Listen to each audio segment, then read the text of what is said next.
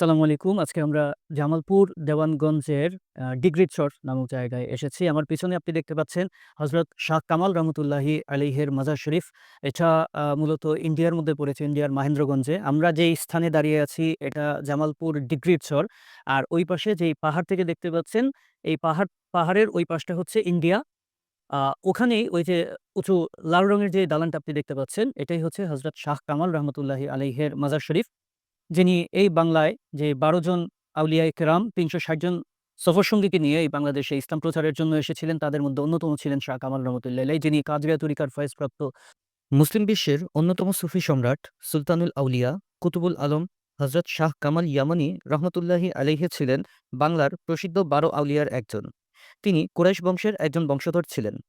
আরবের ইয়মন প্রদেশ থেকে কারো কারো মতে ইরাকের বাগদাদ নগরী হতে নিজ স্ত্রী ও অনেক শিষ্যসহ ইসলাম প্রচারের উদ্দেশ্যে ভারতের সরহিন্দ হয়ে, কারো কারো মতে আরাকান হয়ে আসামের ত্রিপুরা দিয়ে এসে সিরাজগঞ্জের অন্তর্গত কামারখন্দের এক জলাবদ্ধ দ্বীপে আস্তানা গড়ে তোলেন।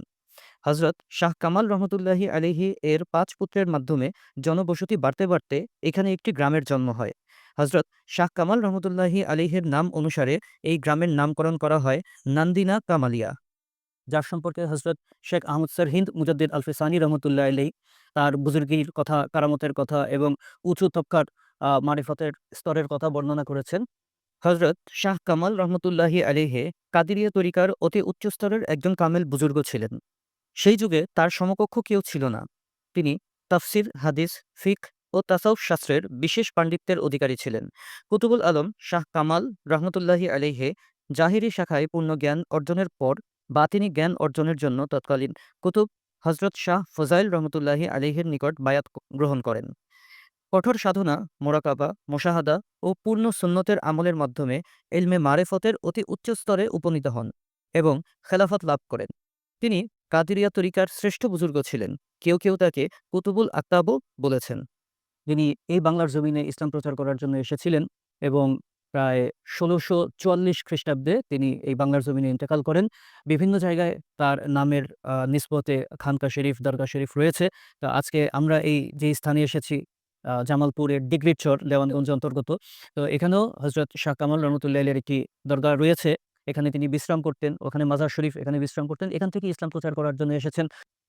কথিত আছে হজরত মুজাদ্দিদ আল-ফিসানি রহমতুল্লাহি আলাইহি শিশু অবস্থায় শাহ কামাল রহমতুল্লাহি আলাইহির জিহ্বা চুষে তরিকায়ে কাদেরিয়ার সকল ফয়েজ হাসিল করেছিলেন।